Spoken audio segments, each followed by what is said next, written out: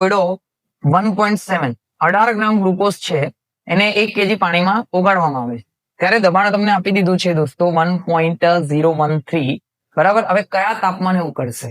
હવે કયા તાપમાને ઉકળશે એટલે જે નવું બરાબર તાપમાન હશે તે બરાબર. જનરલી જે પાણી છે એ 373 કેલ્વિન તાપમાને ઉકળી જાય એટલે 100 સેલ્સિયસ બરાબર ને, બરાબર 100 સેલ્સિયસ એટલે કે 373 બરાબર કેલ્વિન તાપમાને ઉકળી જશે, 0.15 કેલ્વિને ઉકળી જશે બરાબર.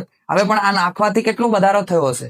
હવે કેટલો વધારો થયો હશે તો એના પરથી આપણને પહેલા તો ડેલ્ટા ટીબી શોધવું પડશે, કેટલો વધારો થયો. એના પછી આપણે જેટલો ફેરફાર આપણને મળી જશે બરાબર, તો ફેરફાર આપણને મળી જશે અને એ ફેરફાર આપણે આમાં ઉમેરશું તો આપણને ખબર પડી જશે કે કેટલો વધારો થયો છે, કે પહેલા આટલી હતી બરાબર અને પછી કેટલો વધારો થયો. તો એના માટે એ જે વધારો થયો છે ને એને ઉમેરવું પડશે અને વધારો થયો એનો મતલબ શું છે? તમારો જે ડેલ્ટા ટીબી. તો આ તમે પ્લસ કરશો બરાબર, જે તમારો વધારો થયો છે બરાબર ડેલ્ટા ટીબી બરાબર, એ તમને મળશે કે ભાઈ કયા તાપમાને ઉકળશે, કયા તાપમાને ઉકળશે એટલે ટીબી ડેશ કયા તાપમાને ઉકળશે એ તમને મળશે એવું સમજો. ઓકે ચાલો, તો હવે ગ્લુકોઝના તમને મોલ શોધવાનો હોય તો 18 ગ્રામ ગ્લુકોઝ આપેલું છે ને 180 ગ્લુકોઝનું આણ્વીય દળ હોય છે એટલે 0.1 મોલ આવી ગયા છે અને દ્રાવકનો જે છે કિલોગ્રામમાં જ આપેલું છે 1 કેજી આપેલું છે. તો ગ્લુકોઝની મોલાલિટી, કારણ કે તમને બધાને ખબર હોવી જોઈએ કે ઉત્કલન બિંદુમાં જે ઉન્નયન છે બરાબર એ મોલાલિટીના સમપ્રમાણમાં હોય ને. આ છે સમપ્રમાણતાની નિશાની દૂર કરવી હોય બરાબર, પ્રોપોઝનલ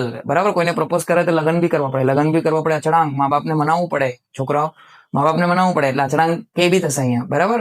ઉન્નયન અચળાંક છે, ઉત્કલન બિંદુમાં ઉન્નયન અચળાંક છે. ઓકે, તો મોલાલિટીના સૂત્ર શું છે? મોલ અપોન દ્રાવકનું દળ કેજીમાં બરાબર. તો અહીંયા આપણે મોલ પરથી જ લેવાનું છે એટલે આપણો મોલ અહીંયા છે 0.1 અને નીચે kg1 જ છે. તો મોલાલિટી પણ આપણું કેટલો મળી જશે? 0.1 મોલ.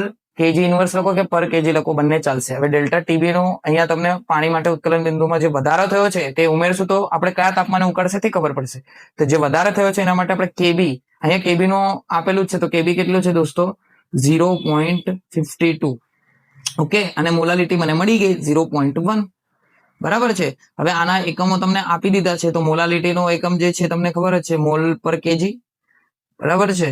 મોલ પર કેજી કે ઇન્વર્સ લખો તો પણ ચાલશે બરાબર. અને કેબી નું પણ તમને આપેલું છે, અહીંયા તમને લખેલું છે કે કિલોગ્રામ બરાબર છે બરાબર, kelvin KG, sorry kelvin KG બરાબર પર મોલ અથવા મોલ ઇન્વર્સ લઈ લો તો પણ ચાલશે બરાબર. આવું લખવાથી તમને છે ને એકમો યાદ રહે એટલા માટે લખે એનસીઆરટીમાં.